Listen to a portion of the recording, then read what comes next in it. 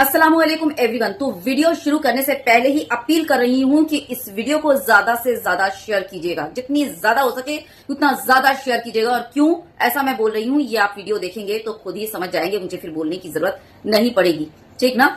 तो ताजा खबर यह है कि ग्रैंड मुफ्ती ऑफ इंडिया जो कि AP अबू बकर सिद्दीक साहब, जिनकी उनकी मेहनत जो है वो रंग लाई। जैसा कि आप सभी जानते हैं कि यमन में एक हिंदू लेडी जिसका नाम था निमिषा प्रिया, जो कि एक नर्स थी पेशे से और वहां काम करती थी, और वहां के एक शख्स को, चाहे मामला जो भी हो, एक शख्स के कत्ल का इल्जाम उन पर था, ठीक। और उस कत्ल की वजह से उनको सजाए मौत दी जाने वाली थी। लेकिन हमारे जो ग्रैंड मुफ्ती हैं अबू बकर साहब, उन्होंने यमन के जितने मौलाना थे उनसे बातचीत की, शरिया का हवाला दिया, और उसके बाद जो है उनकी में कुछ दिनों के लिए उनकी जो वो थी सजाए मौत टली। और अब जो है आकर मामला यहाँ ठहरा है कि उनका जो निमिषा प्रिया के कत्ल सजाए मौत का जो वो था ना, वो रद्द कर दिया गया है। तो ये बहुत ही अच्छी खबर, खुशी की खबर, ठीक। जहां हमारी सारी सरकारें फेल हो गई है ना, और कोई भी यहाँ पर काम नहीं आया, वहां हमारे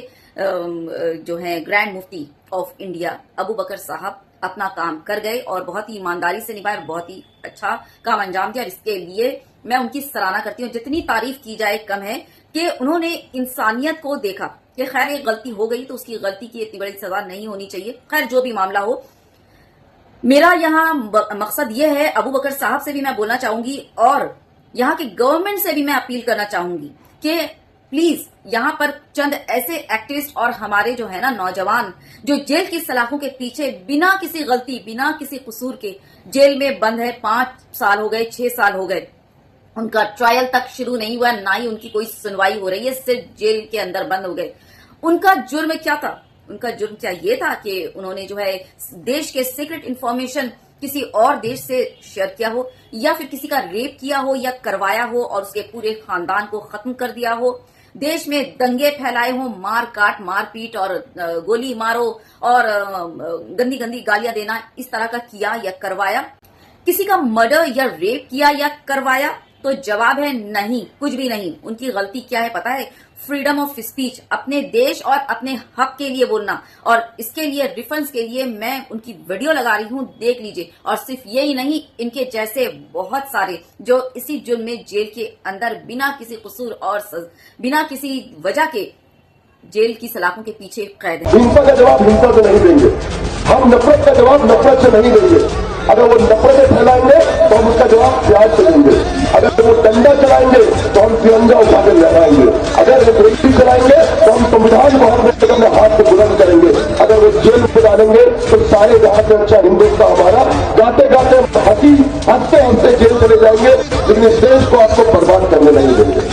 क्योंकि वो क्या है ना, मुसलमानों को शक की बुनियाद पर जेल में डालने की परंपरा जो है ना, वो आजादी के बाद से ही शुरू हो गई थी, यानी कि कांग्रेस के टाइम से ही शुरू हो गई थी।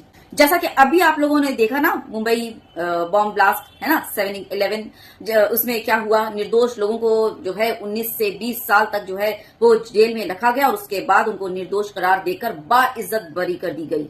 तो ठीक उसी तरह से CAA NRC के तहत उस वक्त भी जिन लोगों को गिरफ्तार किया गया था और बड़ी बड़ी धाराएं उन पर लगाई गई थी ना, आप लिख कर ये रख लीजिए कि उन लोगों को भी जो है ना 20 से 25 साल के बाद रिहा किया जाएगा और बाइज्जत बरी भी की जाएगी। लेकिन फर्क सिर्फ इतना होगा ना कि उनकी जवानी बीत चुकी होगी और उनका करियर जो है ना वो पूरी तरह से खत्म हो गया होगा। तो बस बोलने का मतलब है ना, और सबों को जो है इसके लिए आवाज उठानी चाहिए। कोई गुनाहगार है उसे सजा दो, लेकिन इंसाफ जल्दी करो, सुनवाई जल्दी करो।